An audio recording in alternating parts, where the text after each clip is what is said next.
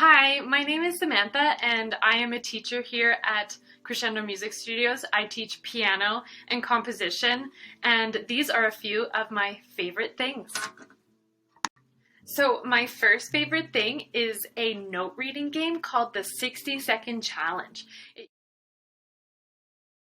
It uses these theory flashcards that have one note on them, and what you do to play the game is you get a timer. I always use the timer on my phone, and I set it to 60 seconds, and then I have my students play the note that's on the card and say the letter name, and they have to go through as many cards as they can in 60 seconds. It's a really fun way to practice reading super fast and getting to know the different octaves on the staff and where they respond to on the piano. So it's really fun. You should try it.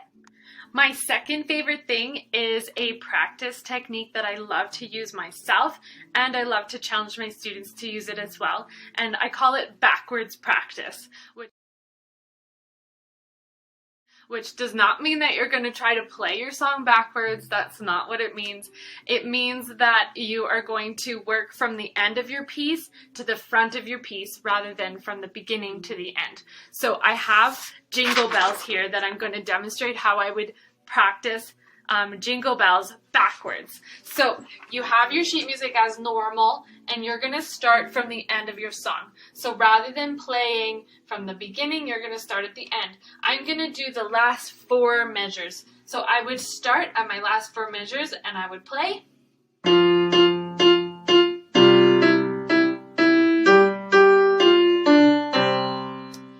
Once I could play that entire four measures flawlessly, I would back up another four measures. So now I'm back to the four measures earlier.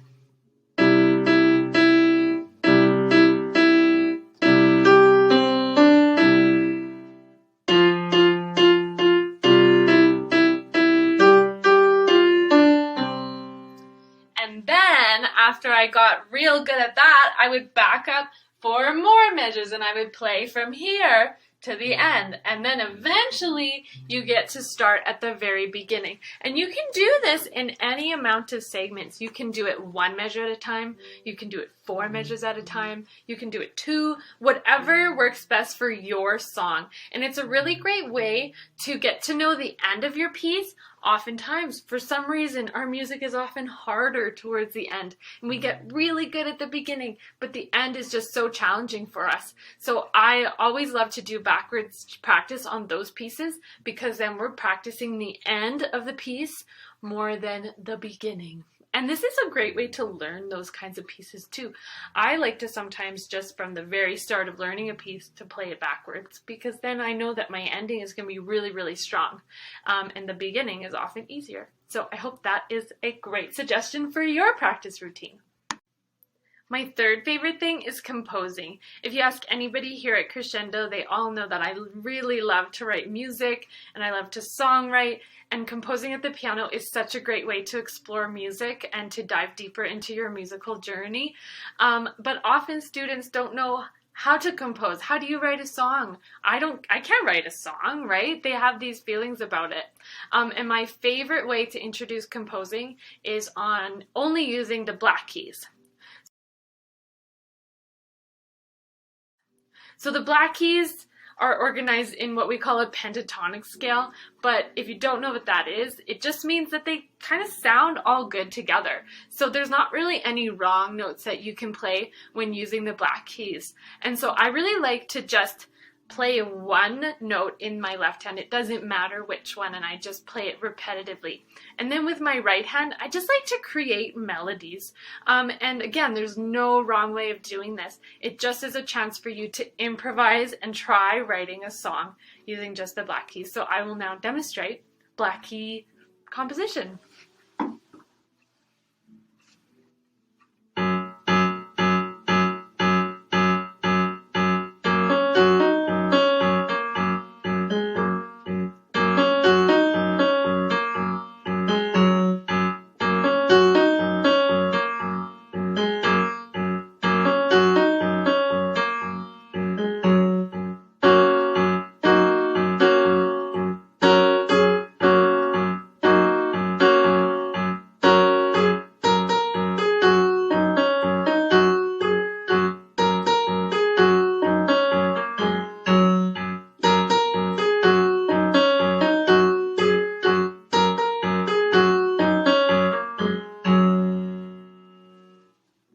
made that up. And you can too. So try black key composition. It is super fun and a super great way to try writing your own song.